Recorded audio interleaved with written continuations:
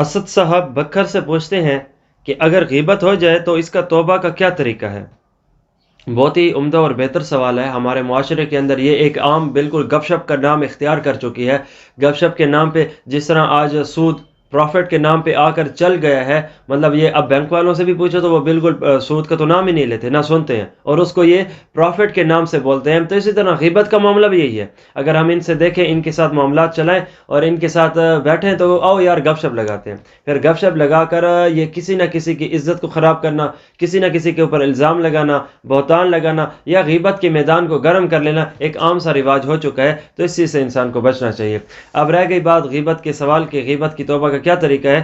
تو اس کا طریقہ کار یہ ہے کہ اللہ رب العزت سے بھی معافی مانگی جائے، اور جس کی غیبت کی ہے اس سے بھی معافی مانگی جائے۔ اللہ رب العزت سے توبہ کا طریقہ کار یہ ہے کہ اللہ تو نے غیبت سے روکا تھا، بحیثیت ایک انسان ہم سے غلطی تو ہو چکی ہے، لیکن یا اللہ ہم توبہ کرتے ہیں، آپ ہماری توبہ کو قبول کیجئے۔ اور اس کے ساتھ جس کی غیبت کی ہے اس کے پاس جا کر اس سے بھی معافی مانگنا۔ اب اس کے پاس جا کر اس سے کیسے معافی مانگیں گے؟ اب اگر کوئی بندہ اس کو جا کے یہ کہے کہ میں نے تمہاری غیبت کی تھی تو مجھے تم معاف کر دو، میں نے تمہاری بڑی برائیاں کی، تو وہ تو الٹا معاف کرنے کی بجائے غصے میں بھی آئے گا اور دو تھپڑ بھی لگائے گا۔ تو اس کا بہتر طریقہ یہ ہوتا ہے کہ اسے جا کے انسان ایک دبے ہوئے الفاظوں میں اس انداز سے کہہ دے کہ اگلے کا دل بھی نہ ٹوٹے، اگلے کو غصہ بھی نہ آئے اور انسان کا کام بھی ہو جائے۔ اور اس کا طریقہ کار یہ ہے کہ جناب جو آپ کے مجھ پر یا میرے آپ پر حقوق ہے تو ہمیں چاہیے کہ ہم ایک دوسرے کو معاف کر دیں، اگلا بھی کہہ دیتا ہے جی ہاں، تو اس چیز سے صاف صفائی ہو جاتی ہے۔ ہاں، علماء نے یہ بھی ایک نقطہ لکھا ہے کہ بعض اوقات یہ بھی دیکھا جاتا ہے کہ انسان جب غیبت کرتا ہے نا تو جس کی غیبت کی ہے اس تک بات نہیں پہنچی۔ اب اللہ کو تو پتہ ہے کہ ہم نے غیبت کیا ہے، لیکن جس کی غیبت کی گئی ہے اس تک بات نہیں پہنچی۔ تو اس میں بعض علماء یہ بھی کہتے ہیں کہ اگر صرف اللہ سے توبہ کر لی جائے، کیونکہ یہ ابھی تک اللہ کا حق تھا تو اللہ کے حق میں ایک غلطی ہوئی ہے تو اللہ رب العزت سے معافی مانگ لینا کافی ہو جائے گا۔ لیکن علماء اس معاملے میں دو گروپ میں ہیں۔ تو ایک علماء کا طبقہ یہ بھی کہتا ہے کہ چاہے جس کی غیبت کی گئی اسے پتہ ہے یا نہیں ہے، اس سے غیبت کی جا کے معافی مانگنی ہوگی۔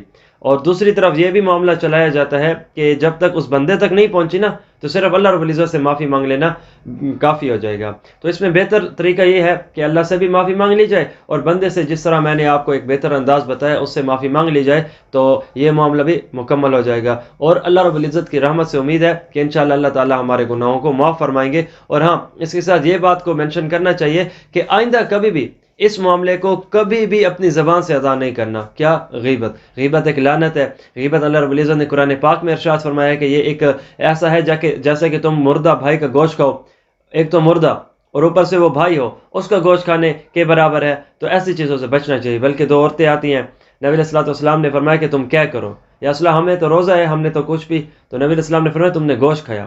تو یا رسول اللہ ہم تو روزے میں ہیں۔ تو ان سے کیا کروائی گئی؟ تو ان کے منہ سے سارے کے سارے گوشت کے اثرات نکلے۔ یا رسول اللہ ہم تو روزے سے تھے۔ نبی علیہ الصلوۃ والسلام نے ارشاد فرمایا کیا تم نے غیبت نہیں کی؟